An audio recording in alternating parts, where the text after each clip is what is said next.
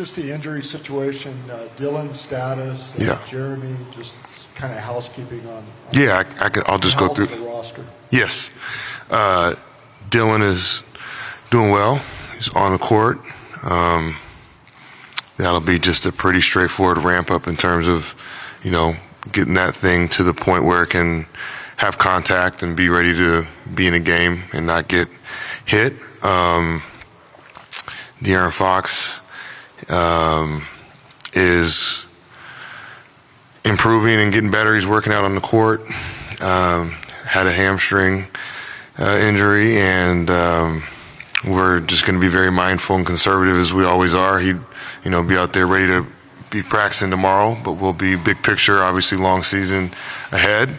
And Jeremy's left calf, similar, just improving on the court. All those guys are just getting better and better every day and improving and want to push it, but obviously we will not, as we have traditionally here. Do you think Dylan will see any time?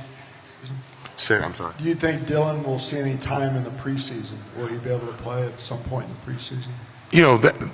We'll see.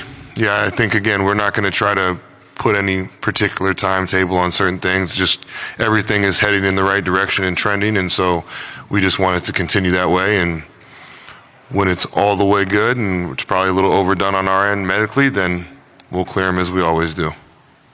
Mitch, since we last saw you here with the passing of the torch from Pop, it's kind of been your show. You've hired new guys for your staff, Sean Sweeney and Corliss Williamson. Can you just tell us a little bit about your summer and how it is you're putting your stamp on this with your coaches, your roster, and how you see things maybe changing a little differently this year than last? Yeah, I think very excited to get the opportunity to prepare for a season and to go through that cycle of the offseason and what comes about at times with that. One of those circumstances was rounding out the staff. Last year we didn't bring any staff in, so there were some opportunities to felt like we needed to round out the staff and add a few people, and we felt really good about the people that we brought in and people that we feel are our type of people and about the right stuff, and obviously their resumes and experience precedes them in their experiences and what they've done prior to here, but really excited about adding to the group. I noticed when you went down the medical chart earlier, you didn't mention Victor. Is he full go, full clear to start practice tomorrow? Victor's cleared. He's been cleared by our medical team and by the league. And is he? Do you imagine it'll take him a while to ramp up and get some rust off? I don't imagine he had a very busy basketball summer. He's been ramping up. He's been in a really good place. I would think, if anything, his excitement and just ready to get back on the court, it's been obviously some time, and he was in angst for a long time to get back. So I would say that's probably that more than anything.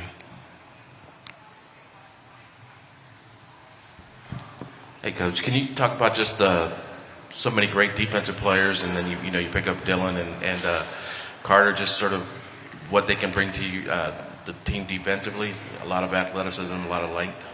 Yeah, I think, Brian and his crew get a lot of credit for identifying certain traits and skills that we're looking to add to our team and continue to develop when we get certain types of players, and that defensive mindset is something that is at the forefront of that. And I think that'll be something that we want to continue to grow upon this year, not only with guys that we brought in like Dylan and Carter, or some of the free agents or people we've added, but also the guys that have been here, to continue to grow our identity and for that defensive side of the court to be our anchor. Mitch, we've gone through almost a full year now of asking you about first, but this is the first time you're opening a camp, and I know that Pop had his way of sort of setting a tone for a season. Do you think about him at a time like this, and how do you kind of set the tone for a season as a head coach starting a camp? Yeah, I think, one, I think about him a lot. I talk to him also, so he's still sharing his mentorship and ideas and thoughts and advice.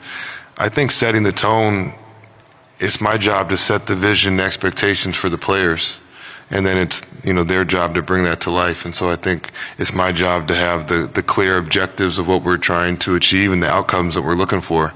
And I think that's something that we're hoping to start tomorrow and feel good about in the next few weeks, trying to implement. What are your thoughts sort of on this journey that Vic kind of embarked on over the summer? Because it was, mental, physical, some of everything. Yeah. Especially when you follow it on social media like a lot of people have, right? It's a pretty unique rabbit hole you can get down. For someone of his age, he is so intentional on the variety of ways that he tries to improve as a player and a person. It's really something I've never witnessed or experienced in my time. It's quite curious. It's quite constantly trying to push himself out his comfort zone and learn new things. And I just really am in awe sometimes of just the levels that he goes and the things that he thinks about that may be a small nuance, but he feels like if I can add this to my world being mindset, whatever it may be, it can help him or help me from his perspective when he's thinking that. And I think that's something that's just not very common in someone at his age. I know I wasn't thinking like that at that age. The two veteran big guys that you guys added, Olynyk and Cornette, what are you looking for from each of those guys? I think the variety and versatility of their skill sets is something that complements our group. I think they've been a part of winning programs in their careers. I think they are people that have embraced their role and really been able to help teams and impact winning that doesn't always add up maybe on a stat sheet or show up in a box score, but when you really look into their roles and some of the things that they've done and the places they've been, those were two people that we identified to be a part of our group that we thought could really round out our lineups and rotations. Hi, Coach. How big is the difference to start the season with Wemby on and off the court compared to the end of last season where he was out?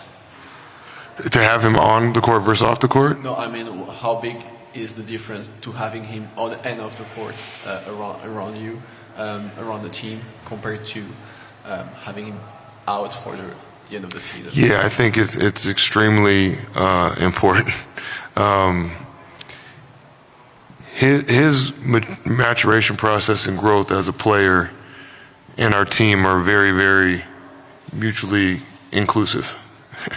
And so for him to be a part of our team in the locker room, on the airplane, on the court, in a huddle, during a timeout, whatever it may be, there is so much value into that, whether that's right at that moment or what we're trying to grow and build here. And so for him to be around and then for him to also have that fulfillment of being able to compete, because we know how he's wired and what he really identifies with and values in that regard, it's something that, unfortunately you probably take it for granted when it's there, and then when it's gone, you really feel it. And so I think, again, to have him healthy and ready to go right now is something that we're feeling really good about.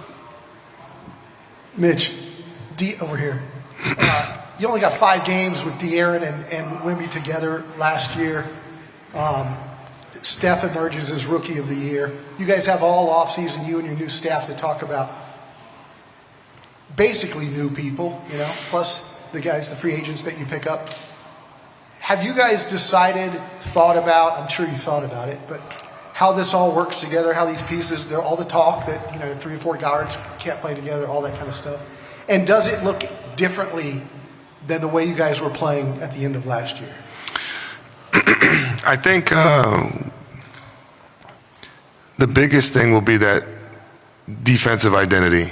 I think that we've landed on that being something that should be able to carry us through. And anytime you add new pieces, especially big pieces like a De'Aaron Fox, there will be time that it takes to find continuity, rhythm, chemistry. You see it all across the league. One thing that probably doesn't get talked enough about, in my opinion, is continuity. Very seldom do teams have the type of success they've had without 1, 2, 3+ years together, whether that's base, whether that's foundational pieces. As you can look back to, I don't know how many champions, but all the ones that I can think of, they've had some type of base. Even Indiana last year, right? They've been growing that thing for a few years. And so I think for us, to have a base and an anchor, which is our defense, and then it will be on us as a staff to continue to put people in places and in situations where they can grow and play together and learn how to play together. And I think we're never going to shy away or avoid having too many good players, especially with the amount of versatility and variety of strengths that they have. I think that's something we believe that they can play together and complement each other. And I think, again, when you go back to a lot of the teams who've had success recently in our league, there's been multiple people on their team that can dribble, pass, and shoot and play off each other. And the great thing about it, I think, more than anything, has been not only the willingness, but actually the enthusiasm that those guys have had to play with one another and to be able to, me create an advantage for you and vice versa, and be able to play with their strengths on strengths together. Mitch, you guys have been very patient in building this program back. Fans, maybe not so much after the playoff drought that you guys have experienced. What are your expectations for this team this season? Yeah, I think, first of all, I think there's an acknowledgement of fans aren't supposed to be patient. So that's part of their job and what they do. And we love the support, and we love that they want us to win. I think our expectations are continuing to do what you just said. We've been building this thing and trying to grow and trying in the right direction. And we feel like this is another step of our journey in the maturation process into becoming a more competitive team.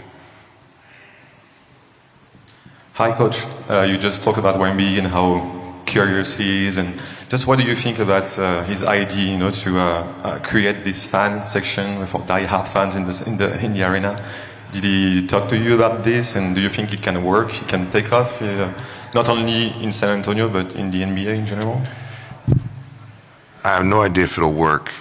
I guess that's up to the people that he chose or who are going to be in that section, and if they have the wherewithal to be able to achieve that. We actually talked about it last year when we were in Paris. We went to a PSG football game, and they have obviously a very big section that does exactly that. And so seeing that in person was a very big experience and impression made upon me.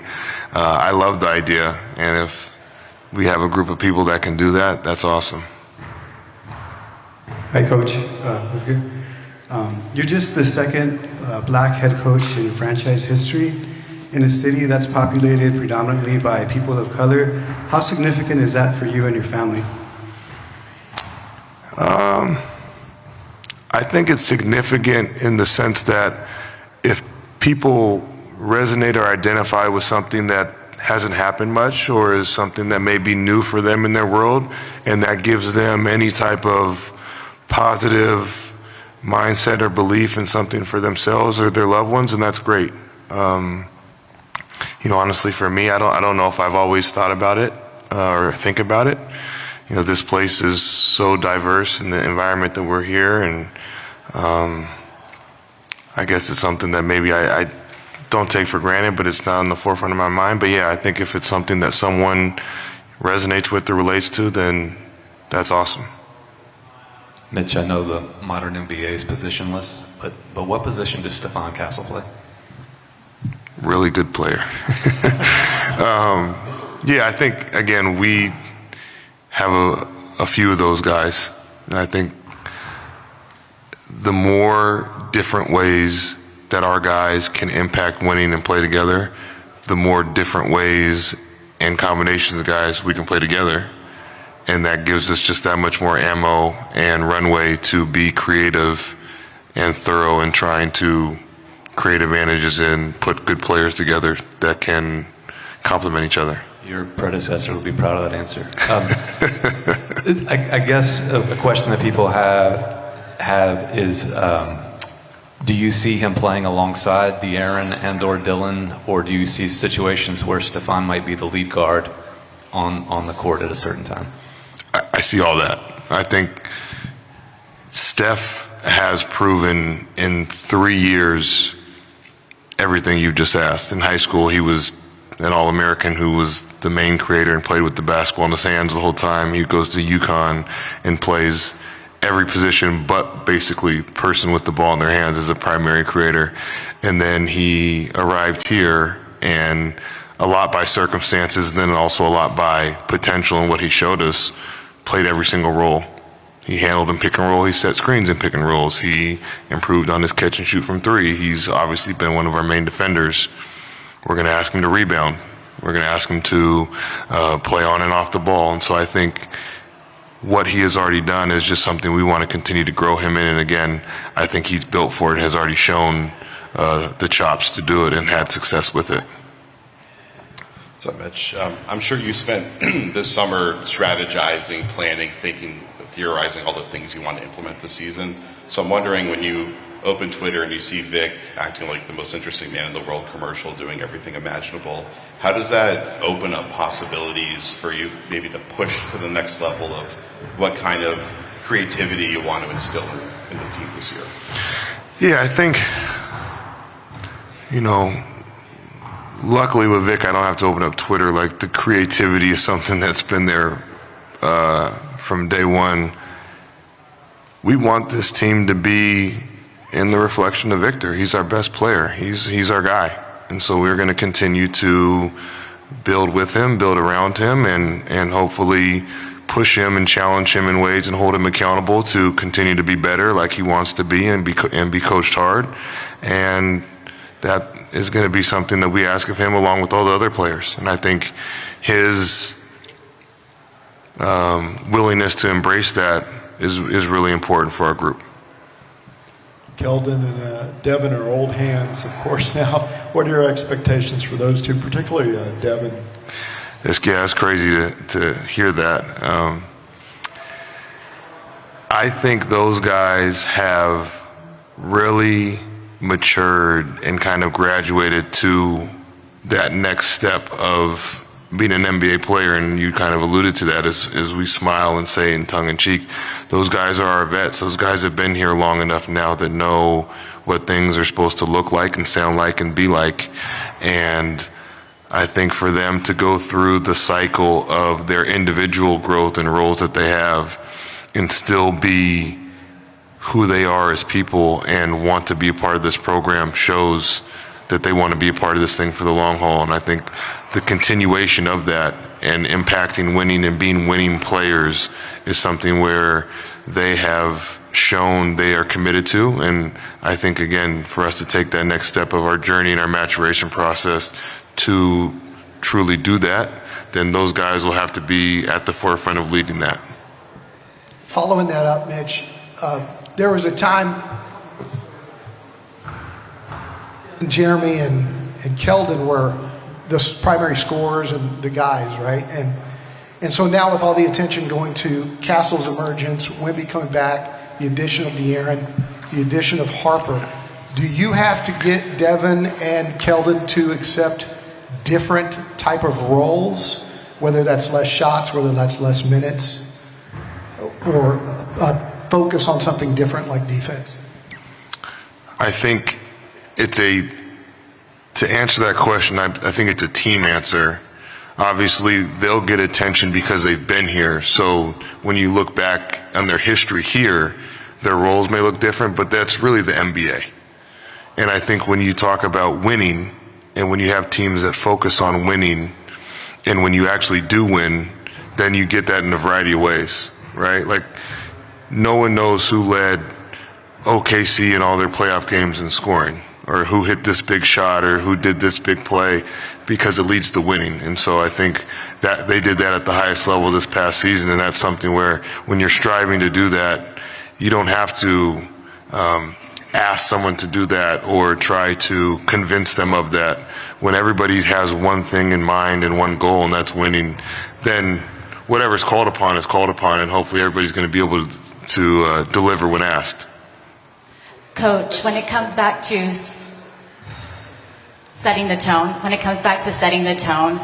is there a motto or a word that you're clinging on to this season that kind of conveys the message of the team this year?